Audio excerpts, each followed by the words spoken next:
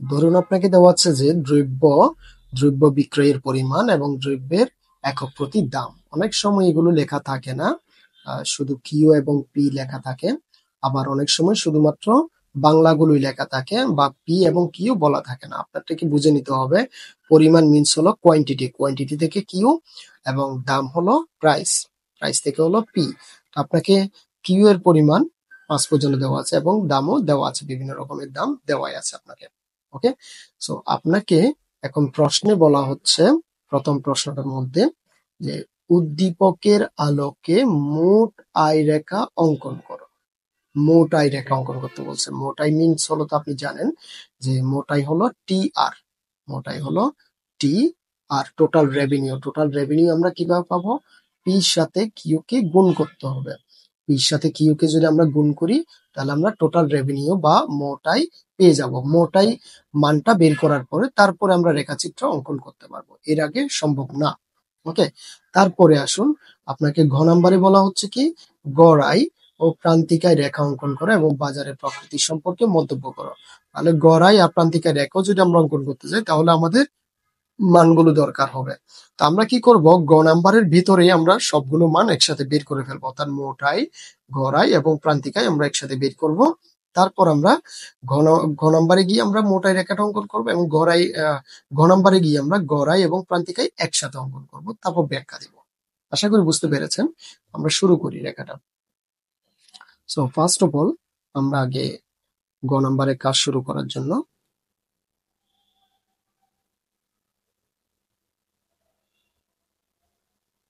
গ নাম্বার আমি এখানে লিখব মোট আয়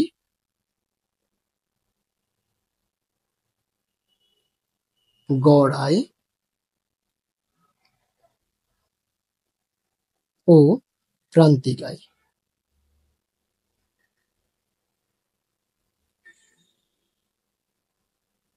নির্ণয় করা হবে। এটা লিখে দিতে হবে আগে।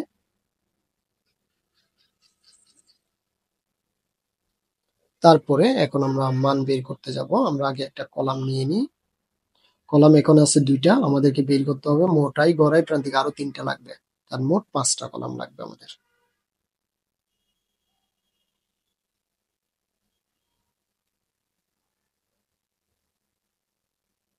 এক, 2, 3, 4, 5।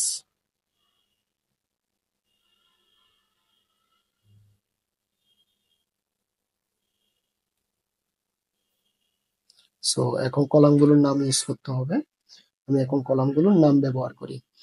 আমাদেরকে এটা দেওয়া ছিল অনেক লম্বা একটা বাংলায় নাম দেওয়া আছে দ্রব্যের পরিমাণ, আমি জাস্ট ইংরেজিটা ব্যবহার করব, কিউ। তারপরে দেওয়া ছিল পি, এবং আমরা পির সাথে কিউ কে গুণ করলে পাবো টিআর। টিআর মিনস হলো টোটাল রেভিনিউ। টোটাল রেভিনিউ মানে হলো মোট আয়। তারপরে আমরা প্রান্তিক আয় বা গড় আয়, আগে গড় আয় হচ্ছে আমাদের জন্য এ আর, এভারেজ রেভিনিউ, গড় আয়। তারপর হলো প্রান্তিক আয়, এমআর, মার্জিনাল রেভিনিউ। ওকে, যা মান দেওয়া আছে আমরা আগে সেগুলো একটু লিখে নিই। 1, 2, 3, 4 and 5। তারপর এখানে দেওয়া ছিল 50, 45, 40, 35 and 30। তাহলে পির সাথে কিউ কে যদি আমরা গুণ করি, টি আর মিনস হলো পি ইন্টু কিউ, অর্থাৎ প্রাইসের সাথে কোয়ান্টিটি গুণ করতে হবে। তাহলে আমরা যদি গুণ করি 50, তারপর 2 এর সাথে যদি 45 গুণ করি 90, তারপর 3 এর সাথে যদি আমরা এটাকে গুণ করি আমরা পাই 120। তারপরে 35 এর সাথে যদি আমরা 4 কে গুণ করি তাহলে পাই আমরা 140, 140। তারপরে পাই আমরা 150। ওকে, এবার এয়ার, এয়ার মিনস হলো এভারেজ। এভারেজ আমরা কিভাবে পাবো? আমরা এভারেজ পাবো টি আর, মানে টোটাল রেভিনিউকে কোয়ান্টিটি দ্বারা ভাগ করতে হবে। তাহলে আমরা আবার এটাকে যদি কোয়ান্টিটি দ্বারা ভাগ করি, সেম আমরা এই মানটাই পাবো। 1 দ্বারা 50 কে ভাগ করলে 50, তারপরে 1 দিয়ে যদি 90 কে, 2 দিয়ে যদি 90 কে ভাগ করা হয় 45, তারপর 3 দ্বারা যদি এটাকে ভাগ করা হয় 40, এটা দিয়ে যদি এটা ভাগ করা হয় 35 and 30। ওকে, নেক্সট হলো আমাদের, এবার আমরা বের করব এমআর। এমআরটা বের করার জন্য টিআর এর প্রথম মানটা আগে আমরা বসিয়ে দিব। টিআর এর প্রথম মান 50, তারপর নিচেরটা থেকে উপরেরটা বিয়োগ করব। এখানে কোনো আমরা সূত্র ইউজ করব না, এমনি কিন্তু এমআর এর সূত্র করলে দাঁড়ায় del TR by del Q. কিন্তু আপনি সূত্র দ্বারা যদি বের করতে চান অনেকক্ষণ টাইম লাগবে, বের করা যায় কিন্তু অনেকক্ষণ টাইম লাগবে। তাই আমরা সূত্র দিয়ে বের না করে আমরা কি করব, সহজে বের করব। প্রথমে আমাদেরকে কি করতে হবে, টিআর এর প্রথম মানটা আগে বসায় দিতে হবে, তারপরে আমরা নিচেরটা থেকে উপরেরটা বিয়োগ করতে হবে। ওকে, তাহলে 90 থেকে 50 যদি বিয়োগ করা হয় 40, তারপরে হলো 30, তারপরে 20, তারপর হলো 10। ওকে, নেক্সট আমরা গ নাম্বারে আমাদেরকে বলা ছিল কি মোটাই রেখা অঙ্কন করো। তাহলে আমরা মোটাই রেখা অঙ্কন করব। মোটাই আমাদের সর্বোচ্চ মান হলো কত, 150। আর ভূমি অক্ষে, অর্থাৎ এগুলো দেখাবো আমরা লম্ব অক্ষে, এবং ভূমি অক্ষে দেখাবো কোয়ান্টিটির পরিমাণ। সো আগে আমরা লিখে দিই মোটাই রেখা।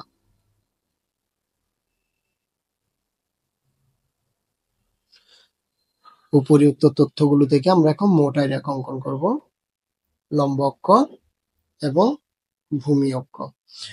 সো এখন আমরা সবসময় এখানে সেন্টারে জিরোই বসাই। এখানে দেখাবো আমরা রেভিনিউ মানে হলো আই, আর এখানে দেখাবো আমরা কিউ। আমাদের কিউ আছে 1 থেকে 5 পর্যন্ত।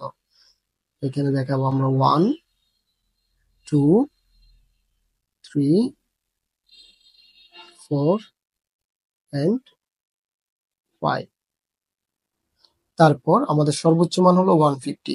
তাহলে 150 পর্যন্ত আমরা যে কাজটা করব, আমরা এখানে যদি আমরা 20 করে নিই তাহলে অনেক বড় হয়ে যাবে, আর যদি আমরা 30 করে নিই তাহলে মনে হয় বেটার হয়, না 5টা নিলে হয়ে যাবে। আমরা 30 করে নিই,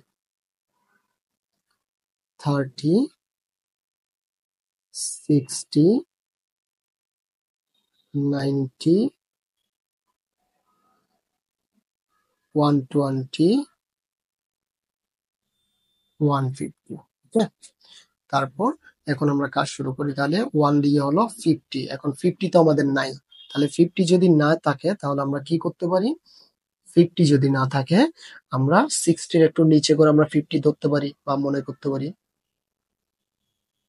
150।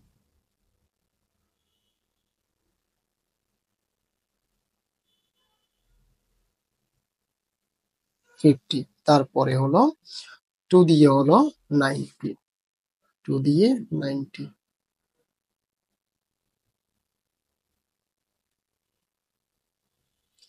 তারপরে হলো 3 দিয়ে হলো 120, 3 দিয়ে 120।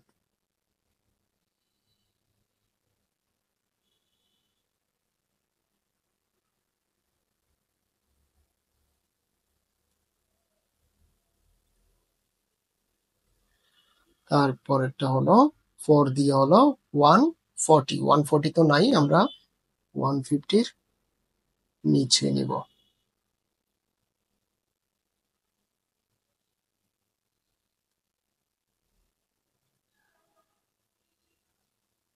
তারপরে হলো 5 দিয়ে হলো 150।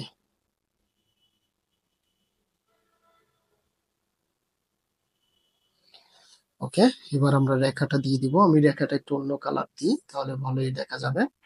কিন্তু আপনি অন্য কালার ইউজ করতে পারবেন না পরীক্ষায়। ওকে, আপনার থেকে অবশ্যই পেন্সিল ইউজ করতে হবে।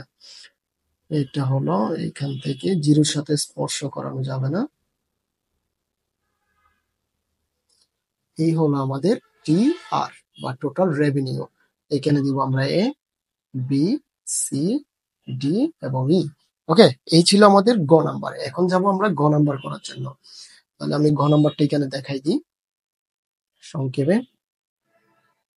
এখানে আমরা লিখবো এখন আমাদের প্রশ্ন ছিল কি, গড়াই ও প্রান্তিকায় রেখা অঙ্কন করো এবং বাজারের প্রকৃতি সম্পর্কে মন্তব্য করো।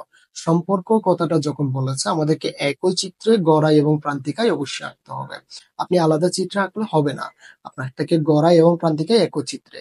তো দেখুন, গড়াই এবং প্রান্তিকায় আমাদের সর্বোচ্চ মান হলো, দুটোটা যদি আমরা চেক করে দেখি তাহলে আমাদের সর্বোচ্চ মান হলো 50 এবং সর্বনিম্ন হলো 10। যেহেতু আমরা দুটোটাকে একই চিত্রে দেখাবো, আর আমরা ভূমিয়ককে দেখাবো কি, কিউ, এবং লম্বককে দেখাবো গড়াই এবং প্রান্তিকায় এর মানগুলোর মধ্যে। তাহলে সর্বোচ্চ হলো 50 আর এখানে হলো 5 করে, একই চিত্রে আমরা আঁকতে হবে। ওকে, প্রথমে তাহলে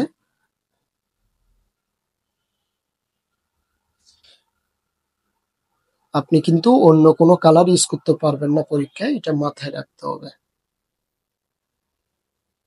তাহলে আমি প্রথমে এখানে নিচ্ছি 0, এখানে হলো আমাদের কিউ এবং এদিকে হলো আমাদের রেভিনিউ বা আয়। তো আমরা কিউর পরিমাণ হচ্ছে 1, 2, 3, 4,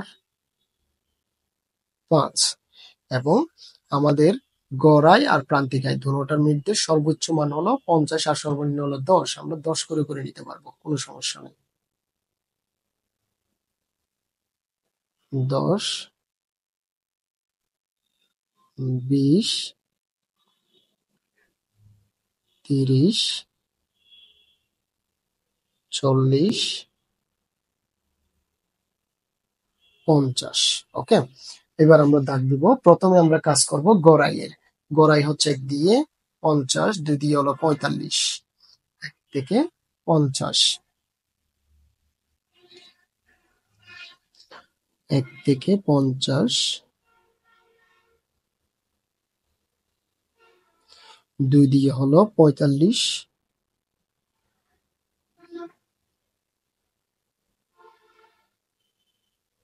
3 থেকে হলো 40,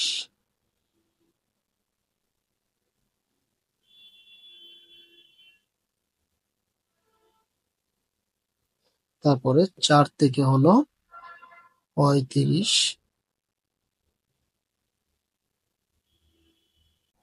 তাহলে 5 থেকে হলো 30।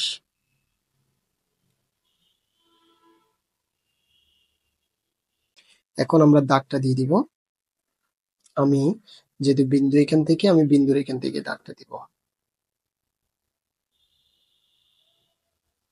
প্রত্যেকটা বিন্দুকে টাচ করাতে হবে। আর এগুলো তো মুছে গেল, এগুলোকে আবার দাগগুলো দিতে হবে।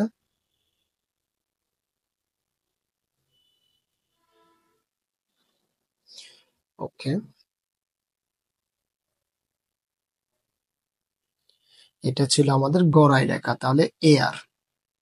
এরপরেরটা হবে আমাদের এমআর। এমআর এর হলো 50, 40, 30, 20, 10, অর্থাৎ 10 করে কমেছে। তাহলে 1 দিয়ে ছিল 50, তারপরে 2 থেকে হলো 40, 3 থেকে হলো 30, 4 থেকে হলো 20, 5 থেকে হলো 10। এবার আমরা রেখার দাগটা দিয়ে দিব পুরোপুরি। প্রথম বিন্দু ছিল এখানে, তারপর ছিল এখানে, এভাবে।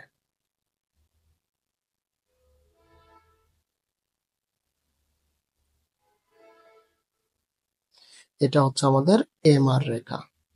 ওকে, আশা করি বুঝতে পেরেছেন। তো এখন আমাদেরকে ব্যাখ্যাটা লেখার সময় আমরা কি লিখবো, অর্থাৎ এখানে যে বলেছে আমাদেরকে যে বাজার পরিস্থিতি সম্পর্কে মন্তব্য করো, অর্থাৎ এটা কি বাজার, এটা কি একচেটিয়া বাজার নাকি পূর্ণ প্রতিযোগিতামূলক বাজার।